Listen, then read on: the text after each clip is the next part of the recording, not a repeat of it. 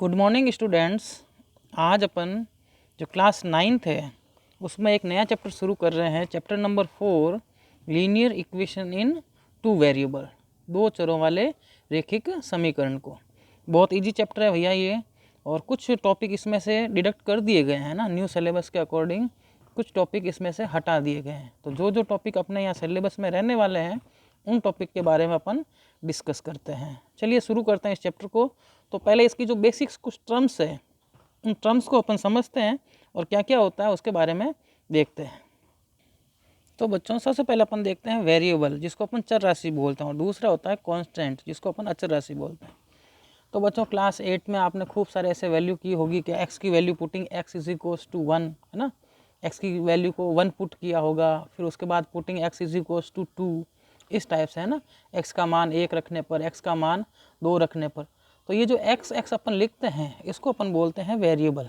मतलब English alphabet A to Z जो भी मैथ्स में अपन काम लेंगे वो अपने लिए वेरिएबल होगा, उसको अपन चर राशि बोलेंगे, है ना।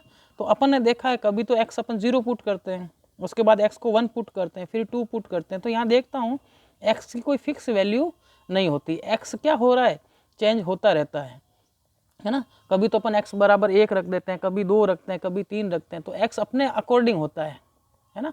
ऐसा अपन जैसा लेट कर लेते हैं या मान लेते हैं x बराबर मेरे को 5 रखना है तो 5 रखते हैं। तो यहाँ पे x का कोई फिक्स मान नहीं होता, कभी तो 1 कर देते हैं, कभी 2 कर देते हैं, कभी 5 कर देते हैं।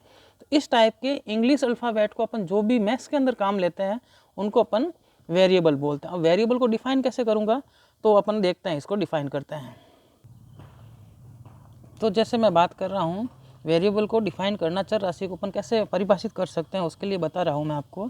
तो जो वेरिएबल होता है उसकी जो वैल्यू होती है, वैल्यू आर नॉट फिक्स्ड, उसकी वैल्यू फिक्स नहीं होती, जो मान है वो निश्चित नहीं होता। और साथ में वैल्यू आर चेंज, वैल्यू क्या होती रहती है, चेंज होती रहती है। कभी मैंने x1 पुट करता हूँ, कभी 2 पुट करता हूँ, इस टाइप से वैल्यू क्या होती रहती है, चेंज होती रहती है। एग्जाम्पल की बात करूँ तो एग्जाम्पल में हो जाएगा A to Z, है ना। अपन इंग्लिश की अल्फ़ाबेट को यदि मैथ्स में लिखते हैं, काफ़ी जगह लिखा भी होता है ना, वो सारे अपने लिए क्या होता है, वेरिएबल होता है। इसी टाइप से इसका जस्ट अपोजिट होता है कांस्टेंट। कांस्टेंट का मतलब जिसकी वैल्यू क्या रहती है, फिक्स रहती है। जैसे यहाँ जैसे मैं अब बात कर रहा हूँ, जैसे कोई वैल्यू है 5, है ना, 5 ले लिया। तो 5 को अपन फॉरेन में जाएंगे तो उसको 5 बोलते हैं, अपन उसको 5 बोलते हैं, है ना। लेकिन उसकी वैल्यू क्या रहती है, चेंज नहीं होती है ना। वैल्यू क्या रहती है, उसकी वैल्यू फिक्स रहती है, उसकी वैल्यू कभी भी चेंज नहीं होती। वो 5 का मतलब 5 ही होगा, चाहे कहीं भी चले जाएं अपन। तो उस चीज़ को अपन बोलते हैं कांस्टेंट, है ना। तो इसका जस्ट अपोजिट हो जाएगा, क्या हो जाएगा, वैल्यू आर नॉट फिक्स्ड। इसमें क्या हो जाएगा, वैल्यू आर फिक्स्ड,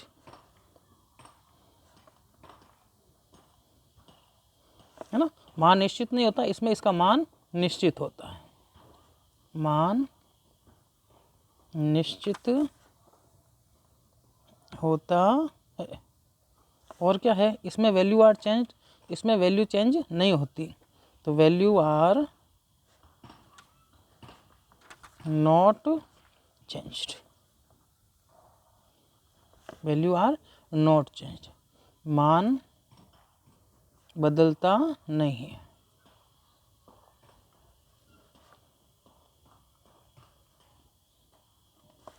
और एग्जाम्पल की बात करूं इसकी सॉरी, तो इसके एग्जाम्पल की बात करूं तो जो भी डिजिट है, होल डिजिट, डिजिट का मतलब जो भी अंक अपन लेते हैं, सारे अंक। अब अंक कहाँ से शुरू होते हैं, 0 to इन्फिनिटी। मैथ्स में जो भी अपन डिजिट लिखते हैं 0 1 2 3 4 5, ये जो भी 100 200 300 इस टाइप से जो भी डिजिट है उसको अपन कांस्टेंट बोलेंगे और इसको बोलेंगे वेरिएबल। चलो अपन नेक्स्ट बात करते हैं। जैसे अब वेरिएबल तो आपको समझ में आ गया, है ना।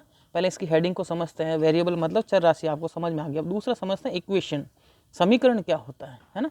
समीकरण के बारे में डिस्कस करते हैं। तो बच्चों इक्वेशन किसको बोलेंगे, इक्वेशन का सीधा सा अपन मीन समझते हैं।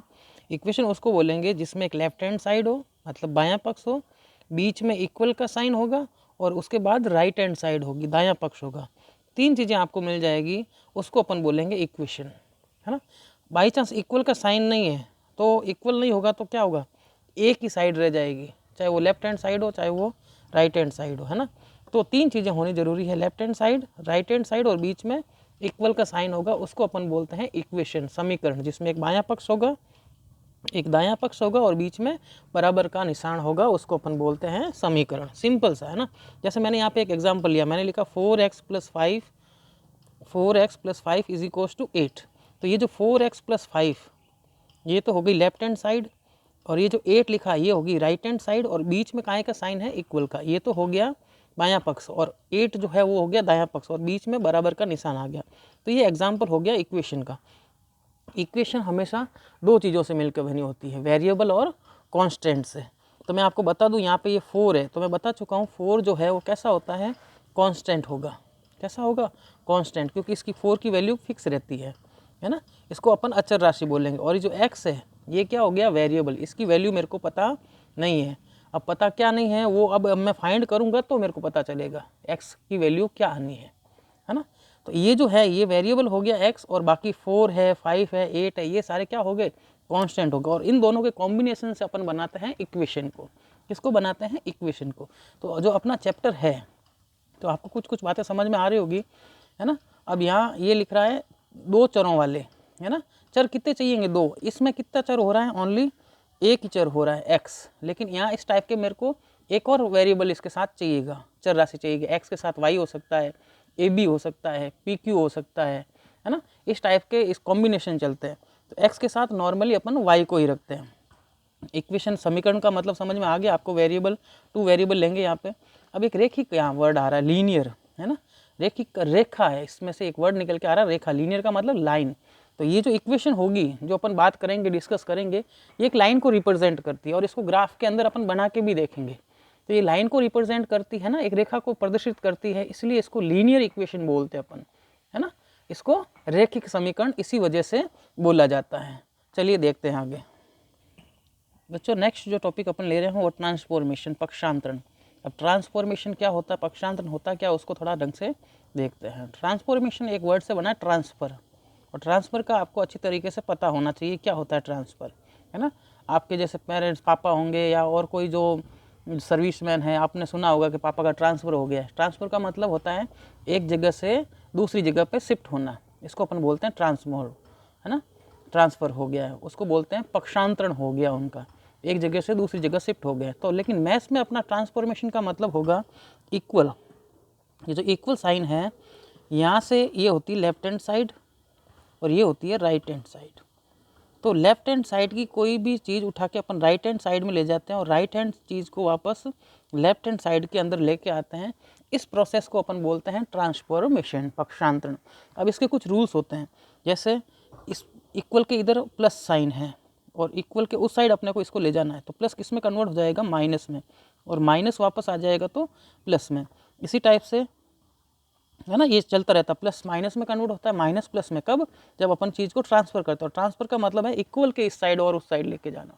ऐसा नहीं अपन एक ही साइड लेफ्ट हैंड साइड में आगे पीछे रख रहे हैं तो उसमें साइन चेंज करें, वो ज़रूरी नहीं है। इसी टाइप से इनटू जो है वो किस में कन्वर्ट होगा, डिवाइड में, और डिवाइड वापस किस में कन्वर्ट हो जाएगा, इनटू में। तो ये दोनों एक दूसरे के अपोजिट है। इनटू डिवाइड में होता है, डिवाइड इनटू में होता है। अच्छा, किसी नंबर के ऊपर स्क्वायर है, तो स्क्वायर को यदि अपन ट्रांसफ़र करते हैं तो वो रूट में कन्वर्ट होता है, और रूट को जब वापस लेके आते हैं तो वो किस में कन्वर्ट हो जाता है, स्क्वायर में कन्वर्ट हो जाता है। इस टाइप से ये ट्रांसफॉर्मेशन के कुछ रूल्स है। प्लस माइनस में जाएगा, माइनस प्लस में जाएगा, इनटू डिवाइड में जाएगा, डिवाइड इनटू में जाएगा, स्क्वायर और रूट में जाएगा, और रूट स्क्वायर में आता है। ये ट्रांसफॉर्मेशन की बात अपन यहाँ पे फिनिश करते हैं। मैं बच्चों आपको कुछ बेसिक टर्म्स इसलिए बता रहा हूँ ताकि आपका जो भी बेस थोड़ा है ना वीक हो चुका है, आप उसको वापस स्ट्रॉन्ग बना लें। और किसी बच्चा, कोई वीक बच्चा रह गया है या किसी वजह से उसने टाइम पे पढ़ाई नहीं की है, तो वो भी अपना बेसिक ना क्लियर कर लें ताकि आगे कोई डाउट नहीं रहे। तो छोटी छोटी बातें बता रहा हूँ, उनका थोड़ा आप विशेष ध्यान रखें। अपन बात कर रहे हैं एडिशन एंड सब्ट्रैक्शन की, जोड़ और घटाव की बात कर रहे हैं, है ना। जो मैंने यहाँ, अब क्या होगा कि कोई दो नंबर है, उनके बीच में अलग अलग टाइप के साइन होते हैं, और बच्चे अक्सर इस टॉपिक में बहुत ज़्यादा कंफ्यूज रहते हैं। उनको पता नहीं चलता कब तो मैं माइनस का साइन लगा देता हूँ, कब प्लस का लगा देता हूँ। जो बच्चे अक्सर कंफ्यूज रहते हैं, तो इस वजह से ये टॉपिक मैं ले रहा हूँ। जैसे कोई भी 2 नंबर है, फर्स्ट नंबर प्लस का है और सेकेंड नंबर भी किसका है, प्लस का है, दोनों किसके हैं, प्लस के हैं। तो जब प्लस प्लस होगा तो मैं आपको बता दूं प्लस प्लस क्या होता है, प्लस ही होता है, मतलब अपने को ऐड करना है, जोड़ना है। और जो साइन आएगा वो ब्रैकेट के बाहर लिख रहा हूँ मैं, वो भी किसका आएगा, प्लस का साइन आएगा। ये तो बचपन से करते आ रहे हैं, जैसे 2 + 3, तो 2 + 3 क्या होता है, दोनों को प्लस करते हैं मतलब 5, और आगे साइन प्लस, और प्लस का साइन अपन नॉर्मली लगाते नहीं हैं। अच्छा, 2 साइन किसके आ रहे हैं, इस बार माइनस के आ रहे हैं। तो मैं आपको बता दूं जब भी कोई 2 नंबर हैं उनके आगे, दोनों के आगे माइनस लगा है, तो माइनस माइनस भी क्या होगा, प्लस ही होगा, मतलब उनको ऐड करना। लेकिन जब साइन की बात होगी, जब चिन्ह लगाऊंगा तो चिन्ह किसका आ जाएगा, माइनस का आ जाएगा। तो माइनस माइनस होता प्लस है लेकिन साइन माइनस का है। तो आपको समझ में आ गया, सेम साइन हो, जब यहाँ तो दोनों प्लस के हैं दोनों माइनस के हो, तो दोनों में प्लस ही करना अपने को, दोनों में ऐड ही करना अपने को, जोड़ना है। लेकिन जब प्लस का साइन है तो प्लस लगा देंगे, और दोनों माइनस के साइन होंगे तो माइनस लगा दूंगा। इसी टाइप से एक प्लस का हो और दूसरा माइनस का हो, तो प्लस माइनस जो होता है वो होता है माइनस, मतलब उसमें से माइनस करना। अब आपको पता है कि बड़े नंबर में से हमेशा छोटा नंबर जो है माइनस होगा, इसमें कहने वाली कोई बात नहीं होगी। तो आपको प्लस माइनस माइनस साइन लगाना है, किस में से माइनस करना है, और बड़े नंबर में से छोटा नंबर क्या होगा, माइनस होगा। अब रही साइन की बात, तो साइन क्या होगा, दोनों नंबर में से जो बड़ा नंबर होगा, जो ग्रेटर नंबर होगा, है ना, दोनों में से जो बड़ी संख्या होगी, तो बड़ी संख्या का यहाँ पे साइन आएगा। वैसे नॉर्मली सब बच्चों को पता है, फिर भी एक बार मैं रिवाइज कर देता हूँ। अच्छा, 2 नंबर है, कोई है माइनस और प्लस के, माइनस प्लस है तो माइनस प्लस क्या करेंगे, वही माइनस करेंगे, मतलब सब्ट्रैक्ट करेंगे, घटाएंगे उसको, और जो साइन है वो भी किसका आ जाएगा, ग्रेटर नंबर का आ जाएगा। साइन किसका होगा, बड़ी संख्या का। तो ये कुछ है बेसिक टर्म्स जिनको अपन ध्यान में रखेंगे। अब अपन इस चैप्टर के ऊपर आते हैं। इस चैप्टर का जो नाम है लीनियर इक्वेशन इन 2 वेरिएबल। तो क्या होती है लीनियर इक्वेशन और 2 वेरिएबल में, है ना, 2 चरों वाले रैखिक समीकरण कैसे होते हैं, कैसे उनको बनाते हैं, उसके बारे में अपन थोड़ा डिस्कस करते हैं। तो बच्चों अपन अब बात करते हैं लीनियर इक्वेशन इन 2 वेरिएबल। ये चैप्टर 9th और 10th दोनों क्लासों के लिए, है ना, इसका बेस जो है वो सेम रहता है। जो बेसिक टर्म्स बताइए 9th में भी है और ये 10th में भी है। तो आप इस चैप्टर को यहाँ पे थोड़ा ढंग से करेंगे तो 10th क्लास में आपको कोई दिक्कत नहीं आएगी, है ना। और ये चैप्टर भी अच्छी मार्किंग का है, इसमें से एक 1 क्वेश्चन ही बनता है जो अपने 6 मार्क्स तक आता है। 10th क्लास बोर्ड क्लास की बात कर रहा हूँ मैं। तो आप बच्चों इसको ढंग से अच्छे से करेंगे यहाँ पे 9th क्लास में, तो 10th क्लास में आपको इसमें कोई दिक्कत नहीं आएगी, क्योंकि अच्छा चैप्टर है और ईजी चैप्टर है। जो बच्चे थोड़े मैथ्स में वीक होते हैं उनके लिए ये चैप्टर बहुत इंपॉर्टेंट है, उनके लिए रामबाण है। तो बच्चों इस टॉपिक को, है ना, आप अच्छे से करिए। कोई डाउट है, कोई चीज़ समझ में नहीं आती है तो आप बेखौफ उसको पूछ सकते हैं, है ना। तो ये चैप्टर आपको हर हाल में करना पड़ेगा। इजी चैप्टर है और इसको साथ साथ में करते रहिए। अपन बात करते हैं अब यहाँ पे इस चैप्टर के बारे में, लीनियर इक्वेशन इन 2 वेरिएबल, 2 चरों वाले रैखिक समीकरण को, है ना। अब ये होता क्या है, तो मैं जो इसकी स्टैंडर्ड फॉर्म बता दूं, इसका जो व्यापक रूप होता है, इसका जो स्टैंडर्ड फॉर्म है, मतलब इसको लिखने का तरीका किस वे में होगा, ax + by + c = 0। मैंने बताया था इसमें इक्वल साइन होगी, ये इसकी लेफ्ट हैंड साइड हो गई, इक्वल साइन आ गया, और ये इसकी राइट हैंड साइड होगी। राइट हैंड साइड में इसके 0 रहना चाहिए, ये इसकी स्टैंडर्ड फॉर्म होगी। बाकी रहे तो कुछ भी नंबर सकते हैं अपन इसको, लेकिन राइट हैंड साइड में इसके 0 ही रहना चाहिए। तो ये अपन इसके बारे में, स्टैंडर्ड फॉर्म के बारे में बात कर रहे हैं। अब एग्जाम्पल की बात करूँ, जैसे मैं कुछ भी क्वेश्चन ले लेता हूँ, मैं यहाँ लिख देता हूँ, देखिएगा। जैसे फर्स्ट एग्जाम्पल लिया, 4x + 5y + 8 = 0, है ना। यहाँ पे ABC जो है, A, B एंड C, ये यहाँ पे क्या है, ये रियल नंबर हो सकते हैं। कैसे नंबर हो सकते हैं, रियल नंबर। अब रियल नंबर क्या होते हैं, है ना, वास्तविक संख्या हो सकती है, मतलब यहाँ पर किसी तरह की कोई भी संख्या हो सकती है। जैसे यहाँ पे देखो x के आगे क्या है, 4 है, यहाँ y के आगे क्या है, 5 है, और ये क्या है, 8 है। तो जो x के आगे होता है, मैंने कहा इस स्टैंडर्ड फॉर्म क्या होती है, ax, x के साथ हमेशा a आएगा, y के साथ b आएगा, और लास्ट में c बचेगा। तो इस क्वेश्चन की बात करूँ तो a है, किसके साथ आना चाहिए, x के साथ, b आना चाहिए y के साथ, और लास्ट में c बचना चाहिए। तो a की वैल्यू यहाँ से क्या फाइंड होती है मेरे को, a हो गया 4, b हो गया 5, और c हो गया 8, है ना, a b और c। तो यहाँ पर ये इसकी स्टैंडर्ड फॉर्म बताई है ना। स्टैंडर्ड का मतलब आप समझते हो, जो सारे जगह पे उसको वैलिड मानते हैं, लेकिन अलग अलग एग्जाम्पल हो सकते हैं। ये इसका एक एग्जाम्पल हो गया 4x + 5y + 8 = 0, जहाँ पे a की वैल्यू मैंने 4 कर दी, b की वैल्यू मैं वहाँ पे 5 बता रहा हूँ और c जो है वो 8 हो रहा है यहाँ पे। सेकंड एग्जाम्पल की बात करूँ तो यहाँ पे देखिए, जैसे मैंने यहाँ ले लिया 3x - 7y और -9 = 0। तो आपको यहाँ दिख रहा होगा x एंड y ये दोनों क्या है, वेरिएबल है, इनकी वैल्यू मेरे को पता नहीं है ना, ये दोनों क्या हैं, चर राशियाँ हैं। तो यहाँ पे अपन जो ये कर रहे हैं, अपन जो यहाँ पे ले रहे हैं लीनियर इक्वेशन इन 2 वेरिएबल, तो ये वेरिएबल 2 है यहाँ पे, x एंड y है ना, 2 चर हो रहे हैं, x चर और y चर। तो यहाँ पे जो a की वैल्यू आएगी, तो a की वैल्यू क्या हो जाएगी 3, b की वैल्यू की बात करूँ तो y के आगे क्या लिखा हुआ है -7, और c की वैल्यू की बात करूँ तो क्या हो जाएगा -9। ये आपको थोड़ा सा ध्यान रखना पड़ेगा। एक एग्जांपल और ले लेता हूँ मैं, जैसे मैंने ले लिया 4x - 6y = जैसे कुछ भी, यहाँ जैसे मैंने 15 ले लिया। तो यहाँ पे क्या था, अभी तक मैंने देख रहा था कि राइट हैंड साइड में 0 थे, दोनों एग्जाम्पल लिए, लेकिन यहाँ नंबर आ गया। लेकिन मैंने कहा जब इसकी स्टैंडर्ड फॉर्म होती तो उसमें ABC उस टाइप से काम करेगा।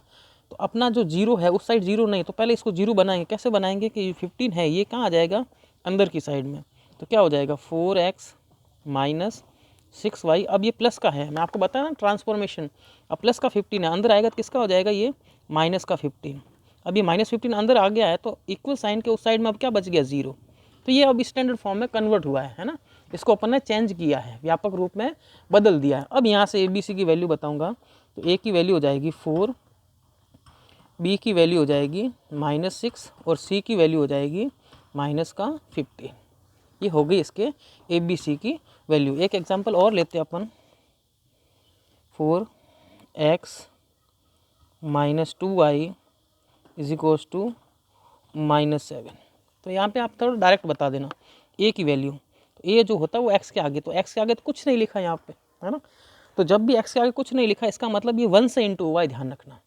इसको अपन 1x भी बोल सकते हैं, x का मतलब होता है 1x। तो x के आगे क्या लिखा हुआ है, 1 है, तो a की वैल्यू हो गई 1, b की वैल्यू हो गई -2। अब बच्चों यहाँ थोड़ा ध्यान रखना, c की वैल्यू, तो कुछ बच्चे -7 रखते हैं, -7 नहीं होगा, पहले ये कन्वर्ट होकर कहाँ आएगा, अंदर की साइड में। तो माइनस जब अंदर आएगा तो किसका हो जाएगा, प्लस का, तो c की वैल्यू हो जाएगी 7।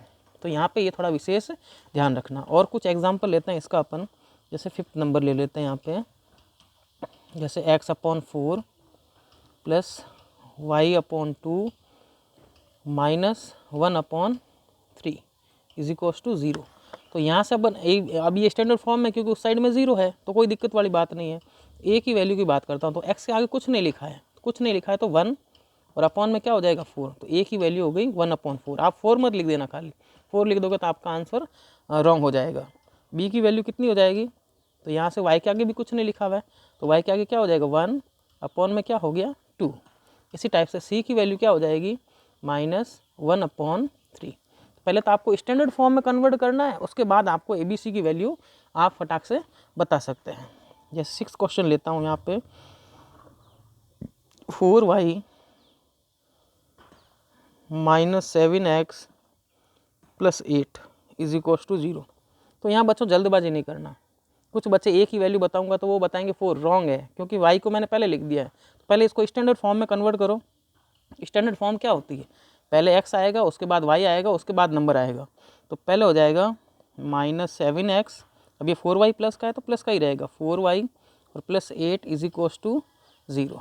तो a की वैल्यू कितनी हो गई -7, b की वैल्यू हो गई 4 और c की वैल्यू हो गई 8।